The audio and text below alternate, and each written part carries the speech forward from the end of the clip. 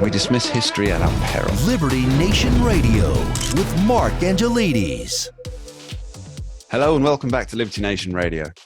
It seems stories of President Joe Biden's cognitive issues are narrative non grata in the oh-so-helpful fourth estate right now, where once the topic of a commander-in-chief's mental acuity and ability would have been the leading story, specifically the Trump era, where every Tom, Dick and Sally with a minor in psychology was welcome to opine on the mental state of Donald Trump. It now seems that we're all playing along with the narrative that Joe Biden is as sharp as he ever was. Well, not all of us.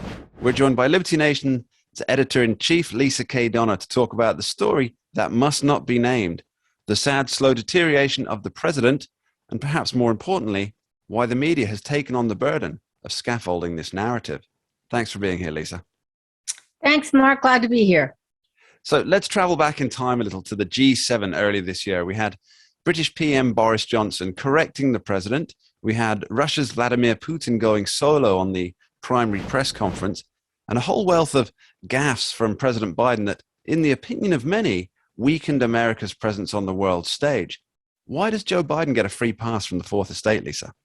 Well, Joe's their man. They voted for him. They gave him large donations. This is all verifiable information, Mark. So it's really up to us, the loyal opposition, to stop regurgitating the stuff from the left and start pointing out the president's areas of weakness. And some of them are legitimate. I mean, that's our job. True enough, Leesa. You recently wrote a piece on Liberty Nation that explored some, let's call it fairly dark territory concerning the Biden imposter syndrome. Now, could you give us a short breakdown of what this is and how you think it manifests in the current president?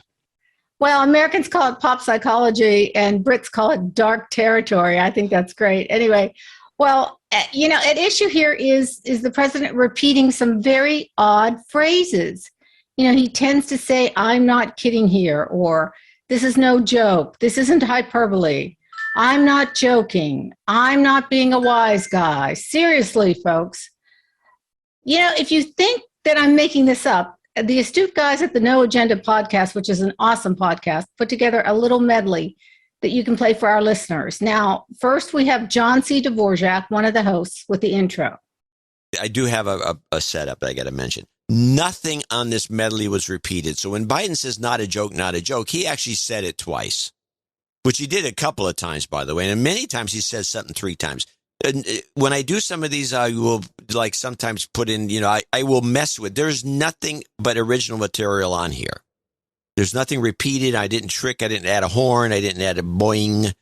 This is straight up. So I just wanted to make that clear. So here we go. But all kidding aside, those of you who travel abroad, not a joke. Not a joke. I'm serious. Heads of state. I give you my word as a Biden. I'm not a joke.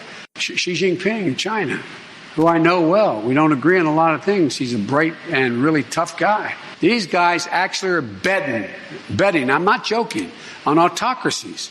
It really has, not a joke. Number one, my message is, let me finish the question. The answer, experts say, we know that this virus is in fact, it's going to be, we know why all the drugs approved are not temporarily approved, but permanently approved. Okay, to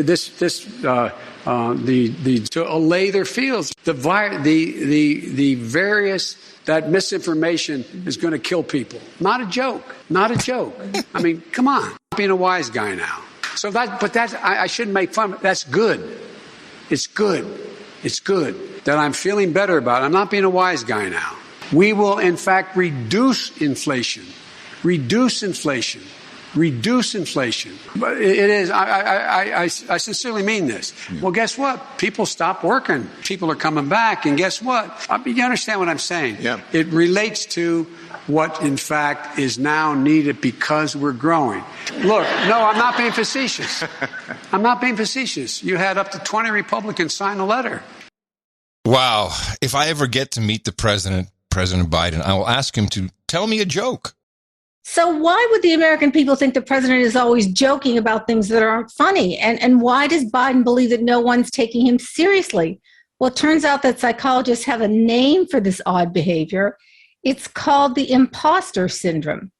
Experts say there are several types of imposters, 3 actually, But the first I wanted to key in on, it's the I'm not a fraud syndrome. One PhD summed it up this way, quote, "The root fear here is that you will be revealed or unmasked. You often feel as if this is the day your true self will be dug up and exposed," unquote. I honestly don't even think it's worth going through the other two types because this one seems to have pegged Biden perfectly.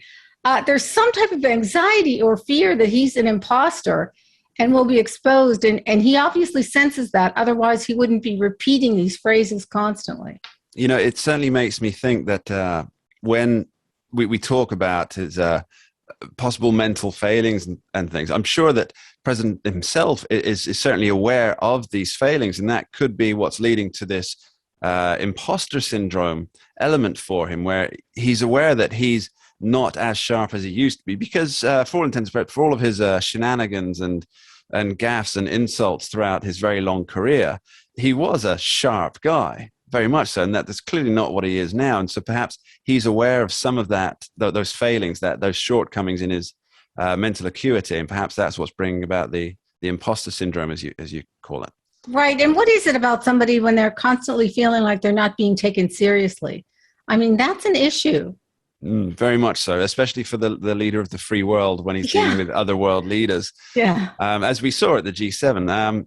Now, Texas Representative Ronnie Jackson, who also happened to be President Trump's White House physician, he had some damning words about the president. He said that there's a mental deterioration taking place and that this was a big national security risk. He said, and I quote here, "It's only going to get worse. And guess what? We're watching that happen right before our eyes right now," end quote. Now, that's something I'm sure that many of us who watch the president closely are feeling. And he asked an important question. He says, "Where are the people in our academic medicine that were out there calling for President Trump to have a cognitive test? Where are these people?" Leesa, care to take a shot at the answer? Well, Mark, you know I've written extensively about Joe Biden's cognitive impairment after 2 aneurysms. And actually, if you look it up on Google, you can't even find information about his 2 aneurysms because they were so long ago. But they do exist, and they have been buried. But I've done so because I really think it matters that the leader of the free world has his wits about him. You know, as you say, the left was continually railing about raising the 25th Amendment with Trump. And now when there's actually good reason to discuss it, it's no longer on the table anymore. Look, there's no doubt that Biden suffers from some serious cognitive impairment. Some have suggested he may be manifesting something called the sundown syndrome, which means that, like, once the sun goes down after dark, a person becomes belligerent and agitated. You know, we saw this when he was overseas, and his body hadn't quite adjusted to the radical time change, and he seemed unnecessarily aggressive at times. Well, that would tie in very well with his recent comments on Democrats drinking children's blood. But we'll get back to that one later. Now, many political commentators on the right predicted that Joe Biden would either resign before 2024 or not be able to serve the full term. Now, if the mainstream media is anything to go by, however, Biden could even now be thinking about running for a second term. And the tune has just changed. Now, you and I, Leesa, we're both old enough to remember all those many years back in the dark days when the world was black and white and dinosaurs roamed the earth. Of course, I'm talking 2020, when Biden himself said that he was a transitional candidate. Right. And the papers ran with that. They accepted the notion that Kamala Harris, if he won the election, would be stepping into the Oval Office soon enough. But it seems everyone soured on the vice president. What happened? Well, look at Kamala Harris has never been popular. I mean, what has she gotten? A maximum of 2% of the vote anytime she's run, and she's, you know, much like Hillary Clinton, she's got a serious likability problem. Everything she's touched since she's been VP has turned foul. The Dems have figured that out, but they're just not sure what to do with her. So I may be way out in the left field here, but she's blown her chances, right? And those who were backing Biden as a vehicle for Kamala Harris, they're stuck with her, aren't they? Well, you know, it's an interesting theory, Mark, but I'm not sure I buy it. I mean, why would they set up a number 2 that they know they can't win with when their number one already has an expiration date. I mean, that doesn't make any sense to me. So I think more it was classic one-step thinking on the left. Let's bring in a woman of color since race seems to be the big issue. But they boxed themselves into a corner. And she's turned out to be a textbook case of the Peter principle, reaching the level of her incompetence. Well, let's get back to the president. Now, he can't take the off-the-cuff questions. He continues to come up short when dealing on the international stage. And I think it's fair to say, as we've just discussed, that his mental acuity is measurably worse than when he was campaigning from the Delaware basement. Now, even outlets like CNN, they're begrudgingly fact-checking him. So what's the trajectory now for both Biden and, more importantly, perhaps the media messaging? How do they square this circle? Well, White House handlers have to keep a close watch. That's why you get things like messages to the president that he's got food on his chin, You never really see him in public after dark. That's another thing. And again, there may be neurological reasons for this. It's really a sticky wicket that they've gotten themselves into, Mark, and we're here to watchdog them all the way to the next election. Leesa K. editor-in-chief of LibertyNation.com. Thank you very much. Doing a great job, Mark. Keep up the good work. Now, don't go anywhere and don't touch that dial. Later in the show, we'll be talking liberty with Scott D. Cosenza and examining just how in danger the Second Amendment really is. Can it survive in its present form? And precisely who is trying to take away your constitutionally given rights? Later in the show.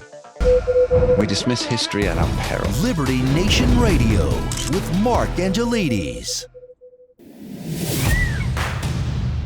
Who are we? We are Americans that believe in liberty. We are a project of the nonprofit One Generation Away. We are patriots who apply the founding principles to the issues of today. And they keep moving the goalposts on us. We are educators and commentators who love America and the Constitution.